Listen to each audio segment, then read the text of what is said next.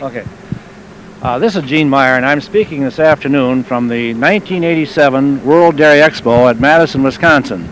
My guest is Howard Voegeli, not only a close personal friend, but one of the longtime brown Swiss breeders, and you can see he has one of his good brown Swiss cows behind us.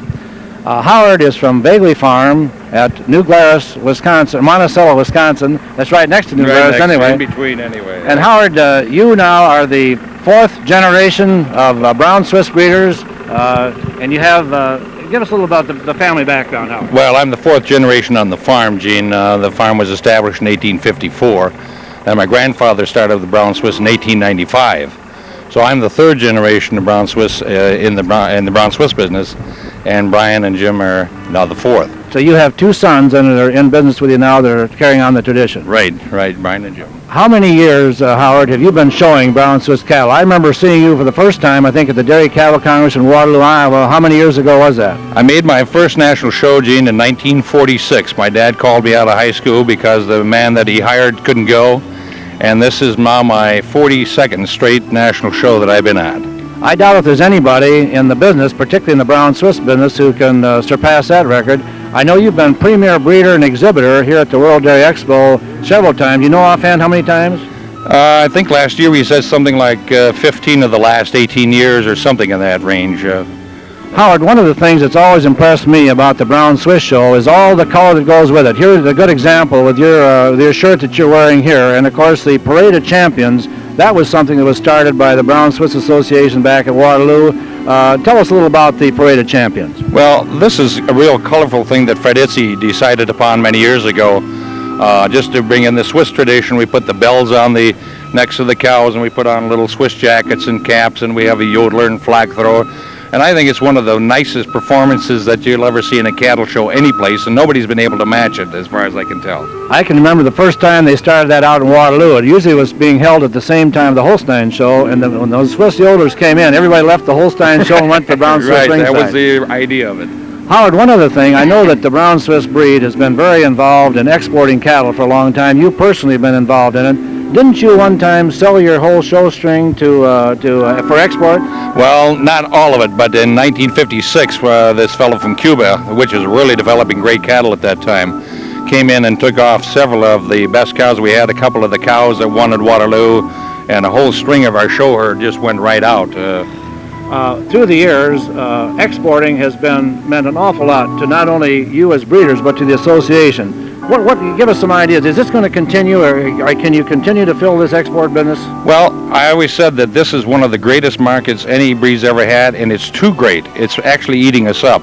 There are so many cattle leaving the country that we're not promoting it enough in this country, and it's almost too much of a good thing. And I've said this too, Howard, that the people from overseas, they don't want the inferior cow. They want your very best, don't they? Most of the time, yes. So if you take the top 10% out year after year, if you don't, it's pretty hard to maintain quality then, isn't it? Well, it sure is, unless we're awful smart people and geneticists, I'll tell you that. What about now, are you involved in exporting embryos and this type of thing? How does that affect your export business? Well, we are to a certain extent, and it's kind of a market I'm really not happy about. But it's something that evolved, and yes, we started exporting live embryos 6-8 years ago or so, and it's not a big market yet. It's been developing much more slowly than I thought it would. Howard, now this is 1987. You have two sons, both of them.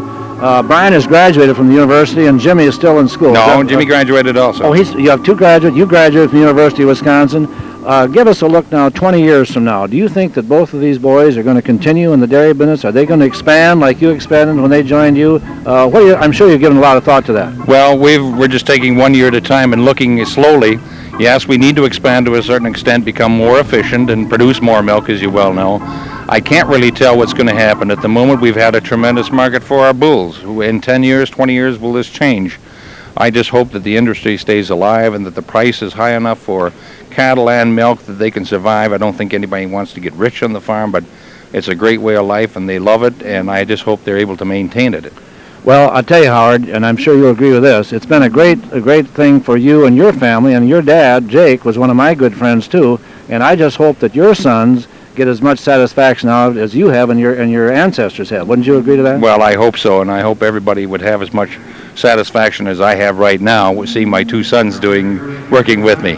Didn't you and Alice recently take a trip to Switzerland and make a trip into Europe and see some of the Swiss areas Right. where they came from? Right, that was a number of years ago on our anniversary. The children bought us a ticket to Switzerland. And One thing we lack today. I wish Alice was here so she could do a little yodeling for us. I always like to have a yodel.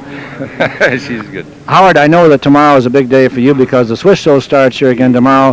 Do you think you're good enough to win Premier Breeder and exhibit again this year? I really am afraid we've got some nice cows, but they're stale, and of course they came from California, Ohio, Texas, the coast, and then they come when they're ready, and they're strong, and it's going to be a strong show. So well, I tell you, having watched this show for many, many years, I'm sure that you'll be there, and they'll know that you're going to be there. Good luck to you, Howard. It's good talking to you. Thank you, Gene. Thank you.